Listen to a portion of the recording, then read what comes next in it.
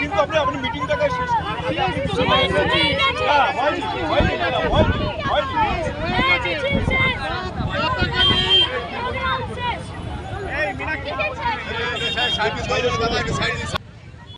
ব্যান্ডেলে মীনাক্ষীর মিছিল আটকালো police. Hawker উচ্ছেদের প্রতিবাদে ব্যান্ডেল স্টেশনের সামনে সভা করে সিআইটিইউ। মীনাক্ষী মুখার্জি সেই সভায় উপস্থিত ছিলেন।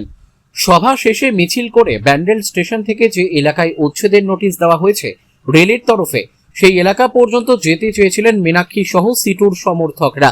পুলিশ বাহিনী মোতায়েন ছিল আগে থেকেই। মিছিল শুরু হতেই আটকে দেয়। সাময়িক উত্তেজনা তৈরি হয়। পুলিশ জানায় মিছিলের অনুমতি নেই। জিজ্ঞেস করতে হবে কেন আটকাচ্ছে। কি বলছে পুলিশ? কেন আপনাদের মুখের সামনেই তো বলেছে পুলিশ কি বলেছে। আগেও পশ্চিমবঙ্গে গণতান্ত্রিক আন্দোলনের পরিসর ছিল না, বিজেপি সরকার আসার পরেও পশ্চিমবঙ্গে গণতান্ত্রিক আন্দোলনের পরিসর নেই। এখানে বহু দোকানদার আছে, তাদেরকে সমন পাঠানো হয়েছে কোর্ট থেকে। তারা কি করেছে এখন তারা বুঝতে পারছে না। কোর্ট থেকে সমন পাঠানো হয়েছে। আজকেও আমাদেরকেও পাঠাবে এরা সমন, এরা আজকে আমাদেরকেও পাঠাবে।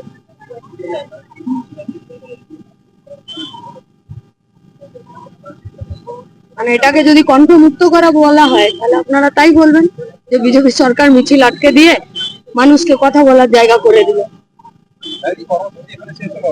কর্মসূচি শেষ নয়, এটাকে কর্মসূচি বলে না। মানুষের ভিটে মাটি রুটি রোজগার চলে যাচ্ছে। আপনাদের কাছে আমাদের কথা, 15টা বছর মিডিয়া যে ভূমিকা গ্রহণ করেছে, এখনো যদি মিডিয়া সেই ভূমিকায় গ্রহণ করে, পশ্চিমবঙ্গের সমূহ বিপদ। মানে আমি কি বাহুবলি নাকি? না আমার 10টা হাত আছে, নাকি আমার 200 গুন্ডা বাহিনী আছে যে ওরা ভাঙতে এলে আমি দাঁড়িয়ে গেলে ওরা ভাঙা বন্ধ করে দেবে? ভাঙবে কেন? রেলের জমি তার জন্য। তাহলে রেলের জমিতে, সরকারের জমিতে মানুষ থাকে, তাহলে সরকারের দায়িত্ব শুধু মানুষকে তুলে দেওয়া নয়, সরকারের দায়িত্ব মানুষকে বসানো। সরকার বসাবে কি মানুষকে? মানুষ নেতৃত্ব দিচ্ছে। আজকে আপনাদের দেখে মনে হলো না? শুনুন, যার পেটের ভাত চলে যায়, যার ভিটে মাটি চলে যায়, যার সৎপথে রোজগার চলে যায়, সেই মাথা তুলে দাঁড়ায়। বাকিরা তো সব বাড়িতে স্ক্যানার বসিয়ে থাকে।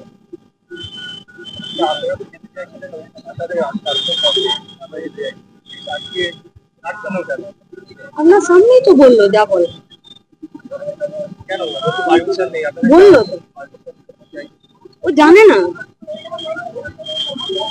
পশ্চিমবঙ্গে কোথাও মিটিং মিছিল করার জন্য কোথাও পারমিশন লাগে না, আর পারমিশন চাইলে ওরা কোনোদিন পারমিশন দিতে পারে না। ভারতবর্ষের সংবিধানে এই আইনই নাই। শেখ রতনের রিপোর্ট, পিবি নিউজ।